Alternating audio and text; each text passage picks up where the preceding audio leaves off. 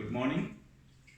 A very good news for all of us who are fighting to save the lives of people who are suffering from coronavirus, to reduce the sufferings, and to hopefully also avoid an economical collapse of our governments.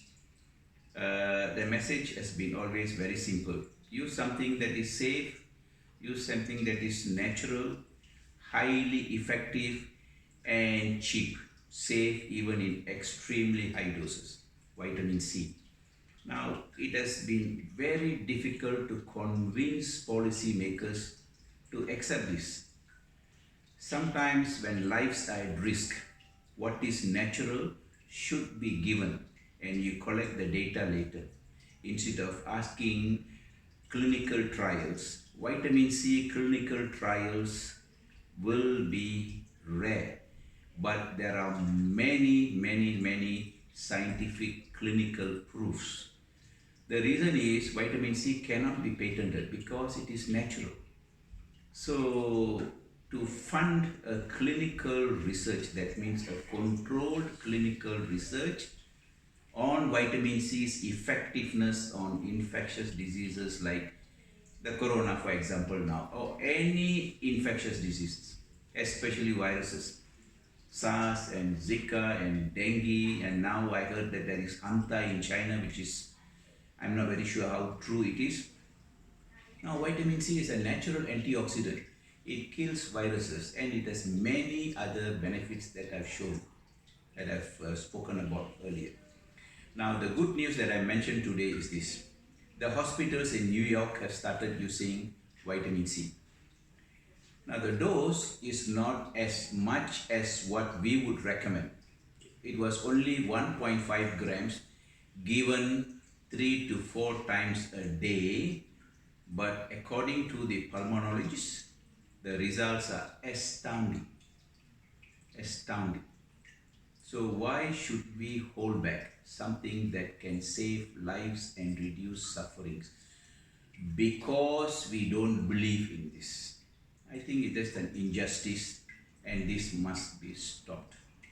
So I hope this message is very clear for those who can stand up and for those who can make the decisions to save lives. If this is not evident enough, the trials in China that has improved the lives or given back the lives of 50 patients. Those 50 patients were given intravenous vitamin C and there were no deaths and the hospital stay was shorter, which we have already mentioned. And now the hospitals in New York, smaller dose. In China it was 10 to 20 grams a day. In New York, if it is 1.5 grams 3 to 4 times a day, that amounts to about 4.5 to 6 grams. Even at this dose, the results are very encouraging. So why should anybody withhold this treatment to someone who is critically ill? I think this is an injustice and it is also being cruel.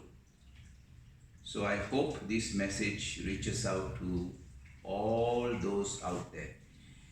Those patients who are suffering, the families who are hearing this, the friends who are hearing this, you should make it a point, insist on giving vitamin C high dose for patients who are suffering from this illness.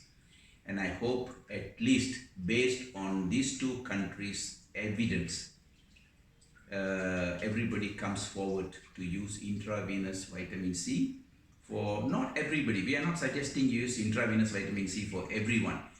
Number one, it is not going to be easy because the logistics and the cost of it can be overwhelming. Though vitamin C is cheap, you can't give it to masses. It is not practical. People can't come to the centers and you'll have hospitals filled to the brink. What we are suggesting is take high dose vitamin C orally. If it is tablets or powder form, it is fine. Just take high enough. If you are taking 1 gram 3 times a day, maybe you want to increase the dose. But when you are sick, increase the dose and increase the frequency. It doesn't really matter how many grams you take a day. The one way you can decide if you have taken more than what your body wants is when you get bloating and diarrhea. You cut back. Otherwise, stick to this dose. When you're sick, increase the dose, increase the frequency, take this dose for at least 3 days, and most of the people will recover. There is another way that corona infected patients can be treated. To me, if I want to make it very simple, I'll categorize them into 3 categories. One, those who are positive having mild symptoms. They should be taking higher amounts of oral vitamin C. But if it is possible, give them 1 dose of intravenous vitamin C followed by oral dosing. Why I'm saying this is if we can do this for those positive and symptomatic patients, we will not wait until they become moderately severe or severe enough to be admitted in the intensive care unit where it is going to drain the resources. There can be more deaths and it is an economic drain on the countries. So if we can do this, it's good. Then we divide the other two patients into 2 categories. Those who are moderately ill, those who are severely ill.